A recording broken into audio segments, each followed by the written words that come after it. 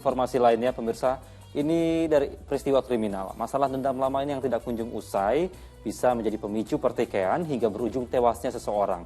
Di Cilincing, Jakarta Utara, dua pria yang awalnya berteman justru berduel sehingga membuat salah satunya kehilangan nyawa.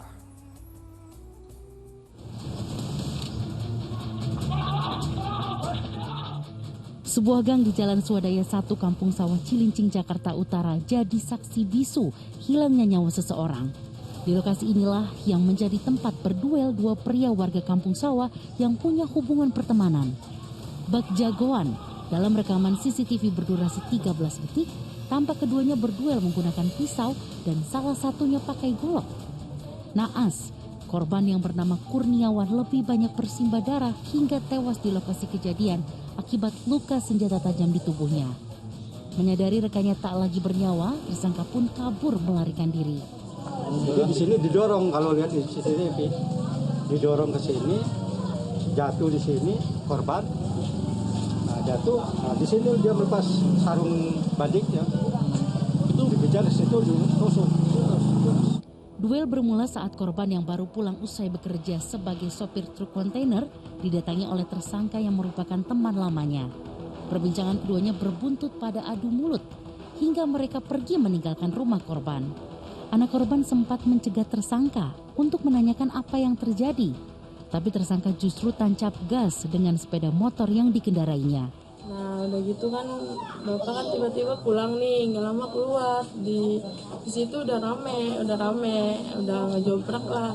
Nggak lama saya lari ngejar bapak masuk gang, udah di situ posisi udah nggak tahu hilang kemana, nggak tahu.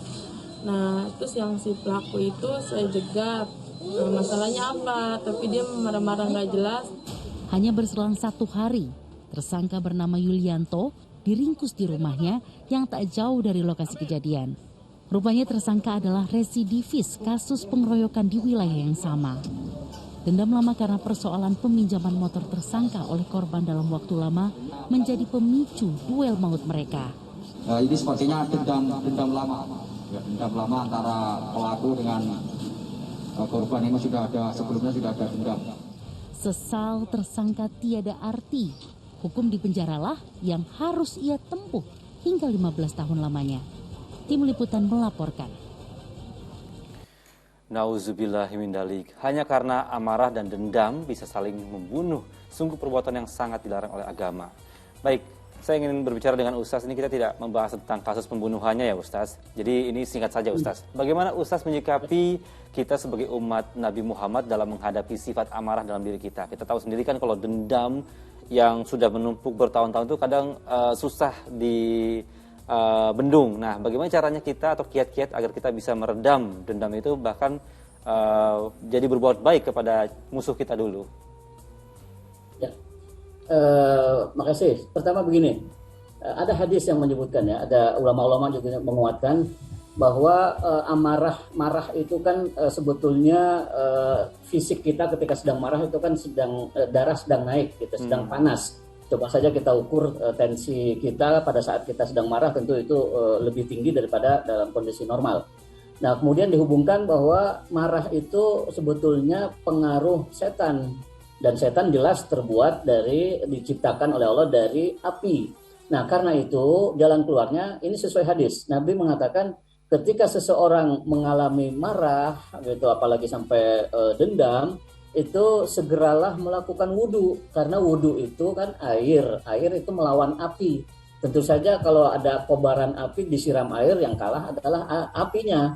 Nah, jadi dalam keadaan semacam ini, ketika kita mengalami kemarahan karena diganggu orang lain atau apalagi sampai dendam, perbanyak saja wudhu. Perbanyak wudhu, batal sedikit, kita wudhu lagi, batal lagi, wudhu lagi, batal lagi, wudhu lagi.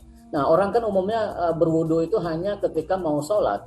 Kalau di luar sholat udah biasa-biasa saja, padahal itu sangat baik dilakukan setiap saat. Begitu kita selesai wudhu kemudian batal, wudhu lagi, walaupun bukan untuk salat, itu untuk menjaga supaya diri kita baik fisik maupun non fisik atau rohani kita itu selalu dalam keadaan terkontrol, tidak mudah dipengaruhi oleh setan. Karena setan itu yang tadi saya katakan tercipta dari api, dan api itu cenderung tentu saja panas. hanya bisa dilawan dengan air, yaitu dengan berwudu. Itu secara teknis bahkan Rasul sudah mengatakan demikian.